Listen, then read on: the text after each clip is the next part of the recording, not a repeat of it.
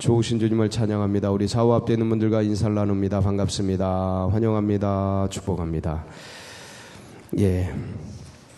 또 이렇게 새로운 한 주간을 허락하신 주님께 감사드리면서 새벽전을 찾으신 여러분들 가운데 하늘의 신령한 은혜와 은총이 넘치시기를 축복합니다. 우리 그런 기대를 가지고 우리 욥기 29장 말씀 함께 나누도록 하겠습니다. 항상 성경을 볼 때는 지금 내가 읽고 있는 이 본문, 이 장, 이 문단, 이 한 절, 그 절에 있는 어떤 단어, 이런 것들 의미를 파악하고 그 다음에 뜻을 아는 것도 굉장히 중요합니다. 그런데 그 장, 그 절, 그 본문이 그 한 단어가 있는 그 문맥, 그러니까 이제 전체적인 숲을 보는 게 굉장히 중요합니다. 그걸 놓치면 아이제시스라 그러는데 자기 해석, 자기 감정에 들어맞는 해석을 하게 돼요. 그거는 이제 엇나가는 거죠. 성경이 말하는 것을 들어야 되는데 내 감정에 맞는 소리를 들어버리는 거죠. 그거는 이제 사탄의 소리랑 비슷합니다. 그래서 그렇게 되면 기복신앙으로 빠지듯이 한국 기독교가 기복신앙으로 한참 빠졌지 않습니까? 이제 돌아오는 중인데 의도 터지고 그런데 아마 그래도 한 10년, 20년은 걸릴 겁니다. 그런데 어쨌든 이게 왜냐하면 앞에서 전대에서 흘려준 걸 그냥 비판 없이 그냥 수용했기 때문에 그래요. 그 받아들일 때 마치 베레아 성도들처럼 이 말씀이 당신이 말한 그대로의 뜻인가 아닌가를 하나님 앞에서 문맥 전체를 살펴보고 이 전체 66권, 그 다음에 성경 한 권 한 권, 거기 안에 이 뜻이 이 66권이 흘러가는 그 물결과 맞는가, 이것들을 파악하고 거기에 있는 뜻을 추출해서 그 성경에서 말하고자 하는 뜻을 추출해서 내가 이제 거기에 있는 은혜를 받아야 되는데 그게 아니고 내 감정과 내 사건과 내 상황 속에 이 말씀을 맞춰버려요. 그러면은 나는 신나는데 나는 아주 은혜가 되는데 그것은 이제 성경에서 말하고자 하는 뜻과 멀어져 버린다는 거죠. 그래서 항상 제가 중요하게 말씀을 드립니다. 우리가 지금 보고 있는 이 성경이 어디에 위치해 있나, 그렇게 파악을 해야 돼요. 그리고 전체적인 그 성경이 말하고 있는, 이걸 신학이라고 합니다. 성경이 말하고 있는 그 신학적 흐름과 이게 틀리지 않는가. 왜냐하면 이 욥기 자체를 이 지금 욥이 말하고 있는 모든 것을 하나님에 대한 책망과 하나님에 대한 원망으로 해석을 해버릴 수도 있거든요. 잘못 보면. 그러니까 욥이 이렇게 말하는, 지금 이게 이제 욥이 이제 후기 독백입니다. 오늘부터 그거 얘기하려고 그래. 이 위치가 지금 뭐냐, 이 얘기하려고 그러는데 이 후기 독백 이후에 엘리후의 반론과 하나님의 자기 계시가 나와요. 마치 욥기 1장 2장은 욥의 고난이고 욥기 3장은 욥의 탄식이잖아요. 욥의 자기 독백이라고. 누구도 원망하는 게 아니고 하나님도 원망하는 게 아니고 그 세 친구들에 대해서 원망하는 것도 아니고 뭐 옆에 있는 아내나 자기 환경이나 이걸 원망하는 게 아니고 이유 없이 당하는 고난에 대한 칼에 찔린 자가 아프다 하고 소리치는 거라고. 이 3장이 초기 독백이어요. 근데 이 초기 독백을 듣고 세 친구가 잘못 듣죠. 자기들의 세계관의 한계 속에서 잘못 듣고 집단 이지매를 하는 거죠. 그게 돌아가는 게, 그리고 그게 아니다 라고 반론하는 게 이제 지금까지의 내용이란 말이에요. 27장까지의 내용이란 말이에요. 그러고 나서 이제 지난주 금요일이었겠죠. 28장 이제 지혜가 얼마나 뛰어난가에 대한 찬가가 나옵니다. 이거는 삽입구예요. 지혜에 대한 찬가가 나오고 오늘부터 이제 욥의 후기 독백이 나오는 거예요. 그러니까 욥이 초기 독백을 자기가 막 탄식을 하고 죽었으면 좋겠다. 내가 왜 잉태되어서 이 뱃속에서 잉태된 채 그냥 죽어버리고 출산하지 말고 나왔지 말았어야 되는 인생이 나와가지고 이 고난을 당한다. 참으로 빨리 빨리 사라졌으면 좋겠다. 막 이런 절절한 그 생일을 저주하고 자기 생을 괴로워하고, 잘못 들으면 진짜 하나님께 대한 원망처럼 보이는 그런 수많은 얘기들을 이제 초기 독백 속에서 하는데, 그런데 그것을 듣고 세 친구가 이제 다다다다다 했던 것처럼 이 후기 독백을 듣고 엘리후가 등장하는 거죠. 이 구조를 이해해야 된다는 거예요. 그러면 이 성경 욥기 전체가 머릿속에 이렇게 파노라마처럼 흘러가요. 1장 2장 욥의 고난, 3장 욥의 독백, 탄식, 4장부터는 엘리바스, 그 다음에 빌닷, 그 다음에 소발, 그 다음 변론, 욥의 변론, 그리고 이제 28장이 지혜에 대한 창가란 말이에요. 그리고 이제 후기 독백이 나오는 거예요.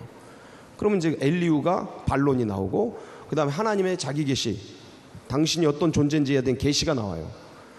그거 앞에서 욥 들으란 말이 아니에요. 모든 자가 들으란 얘기죠. 하나님이 어떤 분이신지에 대해서.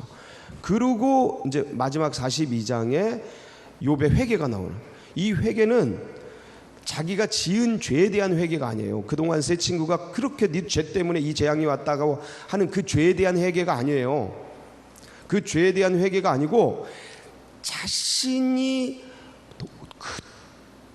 더 넓은 하나님이 계셨는데 그걸 모르다가 이 고난을 통해 깨달았고 느낀 인간의 옹졸함, 그걸 고백하는 거란 말이에요. 왜 항상 우리도 고난을 겪고 내가 얼마나 쓰레기 같은 인생인지, 죄 짓고 나서 아니면 뭔가 큰 일을 당하고 나서 좀 더 깊은 세계 속에 성찰을 하지 않습니까? 그 성찰된 것 이전에 알지 못하던 하나님이죠. 성찰됨으로 알게 된 하나님. 그러나 거꾸로 말하면 그 이전에는 모르던 하나님이잖아요. 그것에 대한 회개란 말이에요. 내가 알지도 못한 채 하나님, 이렇게 놀라운 더 깊은 세계에 하나님이 계신 걸 알지도 못한 채 다 아는 것처럼 얘기한 죄. 굉장히 겸손한 죄죠. 죄의 고백이죠. 그 후기 이제 42장에서 그 회개를 하고 하나님이 그다음에 이제 이 네 사람을 재판을 합니다. 너희 셋 틀렸어. 욥이 맞아. 가서 제사해. 욥이 제사해야 용서한다. 이 중보 제사가 나옵니다. 아주 독특한 중보 제사가 나와요. 중보 예배죠. 지금으로 말하면 중보 기도인인데 이 중보 예배라는 거는 여기에서 독특하게 나옵니다. 그래서 그렇게 예배 드리고 그 다음에 누구를 축복하십니까? 하나님이 욥을 배가 축복을 하죠. 그렇게 해서 이제 마무리가 되는 거예요. 그래서 이제 오늘 이 장이 어디에 위치해 있냐? 후기 독백, 혼자 독백하는 거예요. 그렇다면 이 내용과 초기 독백과는 무슨 차이가 있느냐, 이거를 이제 알면 이제 욥의 마음들이 어느 정도 이 참 괴로운 이지매지만 이 세 친구가 와서 아주 그냥 영적으로 네가 잘못한 거야, 네가 이렇게 된 건 네 잘못이야, 네가 지금 이렇게 사는 건 네가 죄 때문에 그래, 네가 이렇게 지금 망가진 건 너가 무슨 문제가 있기 때문에, 네가 모르지만 잘 생각해봐, 네가 이렇게 된 원인을 제공한 이유가 너에게 있어, 이런 죄를 네가 지은 거야. 계속 타격한 거죠. 계속 타격하는 거야. 나중에 듣다 보면 진짜 그런 것 같습니다, 여러분. 진짜로 굉장히 설득적이잖아요. 제가 그랬잖아요. 여러 가지 어려움 속에 있다 보니까 프로이드의 이 신경증적 투사, 외부 투사, 미숙한 성인의 신경증적 외부 투사가 종교다, 그 기독교다, 그렇게 속고 있는 거다 라고 말한 것이 마치 설득적으로 들렸다고. 그것처럼 이렇게 괴로움 속에, 재앙 속에, 어려움 속에, 고난 속에 던져 있다 보면 옆에서 와가지고 잘 나간다는 사람들이 계속해서 같은 얘기를 해대면 넘어가는 거죠. 근데 이 욥이, 그래서 제가 이거를 이거 성화론으로 봐도 되겠다. 고난에 대한 해석서로 보는 것을 넘어서 이건 성화론으로 봐도 되겠다. 왜냐하면 그 이전과 이후가 굉장히 영적으로 성숙하잖아요. 배가로. 그렇다면 야, 고난이 있을 때에 어떻게 버텨내는가, 그것을 보면서 영적인 번지점프 쫙 올라가는 그 영적인 성장, 성화에 대한 그 어떤 소스로 봐도, 욥기를 봐도 무방하겠다 이런 생각까지 하게 되는 것이죠. 이제 후기 독백을 이제 내용을 보면 이제 오늘 내용인데, 전에 잘 나갔던 시절에 그 회고입니다. 이건 무슨 말이에요? 전부 그 내용이에요. 2절 한번 볼까요? 2절 시작. 나는 지난 세월과 하나님이 나를 보호하시던 때가 다시 오기를, 먼 일에 대한, 옛날에 대한, 지난 세월에 대한 회고죠. 그리고 소망이고 갈구죠. 자, 이게 완전히 달라졌죠. 초기에는 내 생일이 없었으면 좋았겠다. 어미가 나를 잉태해서 좋아하던 그날 밤이 없었으면 좋겠다. 뭐 이런 거에 대한 원망과 탄식인데, 동일하게 이것도 이 희구와 간구와 소망과 희망 투사의 그 밑바닥에는 사실은 괴로움이 왜 없겠습니까? 그 옛날이 좋았는데 하던 그 표현을 할 때 그 마음속에 현실에 대한 고난이 왜 없겠습니까? 내일 나와요. 내일 현실에 대한 답답한 괴로움, 탄식, 그게 내일 나오는데, 오늘은 그게 분명히 있을 터인데 내용이 많이 바뀌었죠. 초기 독백하고 지금 독백은 그 뒤에 내용들은 전부 그 옛날 하나님께서 축복하셨고 번영하셨을 때의 모습이에요. 예? 그때는 그의 등불이 내 머리에 빛이었고 내가 그의 빛을 힘입어 암흑에서도 걸어다녔고 내가 원기왕성하던 날과 같이 쭉 좋았던 시절, 하나님이 축복해 주시던 아주 행복했던 시절. 근데 그때는 전능자가 아직도 나와 함께 계셔서, 하나님이 나와 함께, 나의 젊은이들이 나를 둘렀고, 많은 사람들에게 7절부터 10절 보면 존경받는 지도자. 그때는 내가 나가서 성문에 이르기도 하며, 자리가 성문에 예비돼 얼마나 존경받는지, 나를 보고 젊은이들이 숨으며 다 피하는 거죠. 자리를. 노인들이 일어나고, 자기보다 나이 드신 분들이 일어나는. 그러니까 이 욥이 얼마나 이 동네에서, 이 지역에서 유지였는지를 알 수 있는 거죠. 그 옛날에 대한 회고예요. 유지들은 말을 삼가고 손을, 그러니까 유지 위에 유지예요. 9절 보면 유지들은 말을 삼가고 손으로 입을 가리고, 지도자들은 말소리를 낮추었으니 그들의 혀가 입. 그러니까 보통 지도자들과 유지들 그 위에 있는 탁월했던 분이시죠. 네. 사회적으로도 아주 탁월했던 분이에요. 그리고 이제 존경과 사랑받던 시절, 귀가 들은 즉 쭉, 그 다음에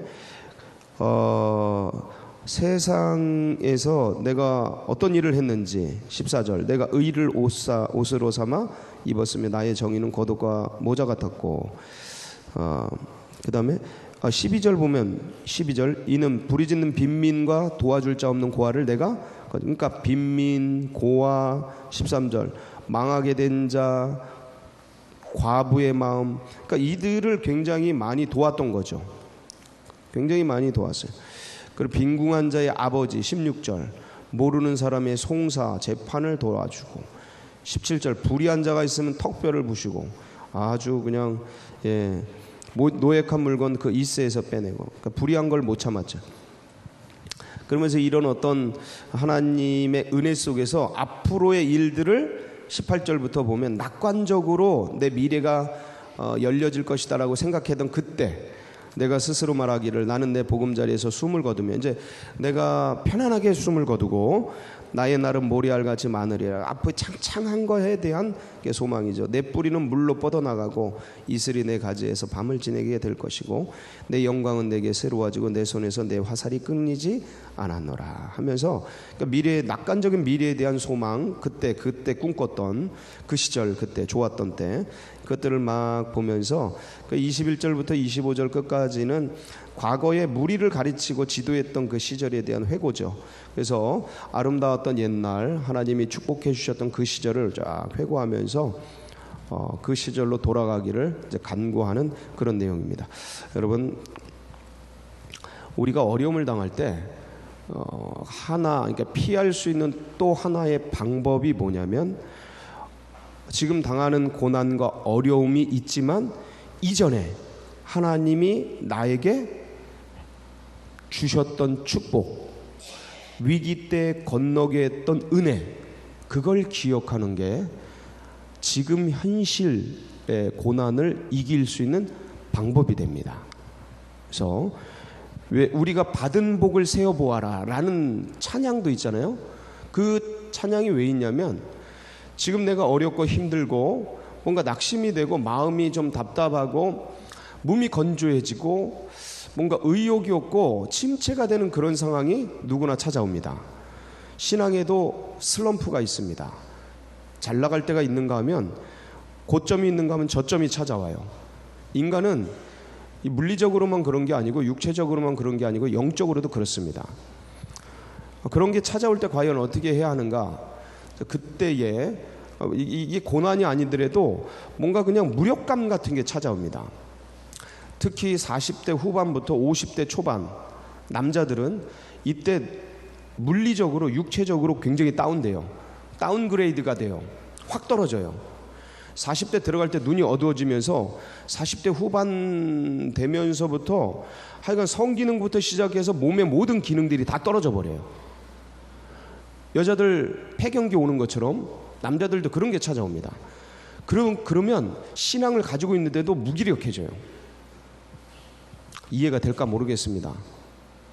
근데 다 겪어보신 거니까 지난 날을 기억하시면 다 아시겠죠. 근데 그런 거를 다 이기시고 지나가신 분들은 그게 별로 큰 문제가 안 되는데, 지금 겪고 있는 분들은 이게 엄청난 문제인 거예요. 교회도 별로 가고 싶지가 않습니다. 이 시기가 되면 그런 게 찾아와요. 그 물리적인 현상 속에서 영적인 타격을 입는 거예요. 그래서 체력은 영역이다, 이런 말이 사실 맞습니다.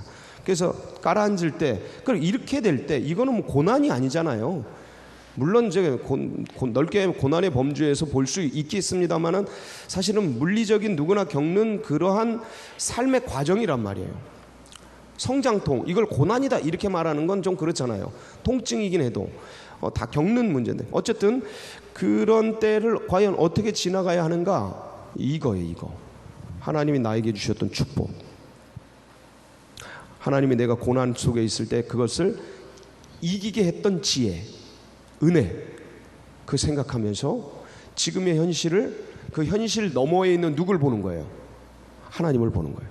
지금 나에게 비가 오고 있는데, 비가 오고 있지만 이 비구름 너머에 뭐가 있어요? 여전히 태양이 빛나고 있다라는 사실. 눈에는 안 보여요. 마음에는 안 느껴져요. 근데 이걸 믿음으로 보는 거예요. 그러니까 과거의 경험, 과거에 나 더 지독한 위협과 어려움 속에서 그 고난의 터널을 지날 때 그때도 태양은 있었지, 하나님은 계셨지. 이 경험을 가지고 와서, 이 은혜를 가지고 와서 지금의 현실 너머에 있는 주님을 붙들고 현실의 암담함을 이겨가는 거죠. 여러분, 하나님은 살아계십니다. 연세 드신 분들에겐 특히 그래요. 연세 드신 분들은 더 그렇죠. 몸뚱이가 일어나면 아픈데, 잘 때도 아픈데 뭐 아닌가? 괜찮으신가? 축복이에요.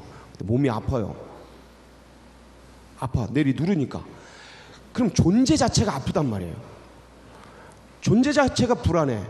이제 언제 어떻게 될지 몰라. 암담하다고요. 그거 어떻게 이겨내요? 그거를, 존재가 가지고 있는 무게를, 이 존재가 내가 부자든 뭐 권력을 가지고 있고 대통령이든 모든 걸 다 가지고 있어도 인간이라는 이 존재, 늙음이라는 존재가 가지고 있는 괴로움이 있다고요. 인생의 무게가 있어요. 언제 어떻게 될지 몰라. 이건 돈으로 해결되는 게 아니고, 명예로 해결되는 게 아니고, 권력으로 막아지는 게 아니란 말이죠. 이 존재가 가지고 있는 그 늙은 후에 찾아오는 그 괴로움을 어떻게 이길래요? 뭐로 이길래요? 주님이 나와 함께 하신 증거를 가지고. 지금에 다가오는 어려움들, 지금 느껴지고 있는 고통, 고난, 그거를 하나하나 이겨가는 거예요. 이거를 우리식으로 표현하면, 기독교적으로 표현하면 십자가 붙들고 믿음으로 우리의 모든 고통을 체휼하신 주님을 바라보며 그때를 이겨간다, 이렇게 표현하는 거예요. 인문학적으로는 아까처럼 표현하는 거예요. 지난날 나의 어려움 속에 견뎠던 그것들을 붙들고 지금의 현실을 이겨가자, 이렇게 얘기하는 것이죠. 그래서 오늘 그 좋았던 시절을 회고하고 있는 이 욥처럼 우리에게 주어진 삶의 고난과 어려움이 있을지라도 그 신실하신 주님께서, 과거에 나에게 더 큰 어려움 속에서 역사하셨던 그 주님께서 앞으로도 역사하신다라는 믿음 가지고 오늘을 이기며 행복하게 사시길 축복합니다. 같이 기도하시겠습니다. 이제 모든 그 여름 사역이 마치고 이제 마지막 주간을 지내고 있죠.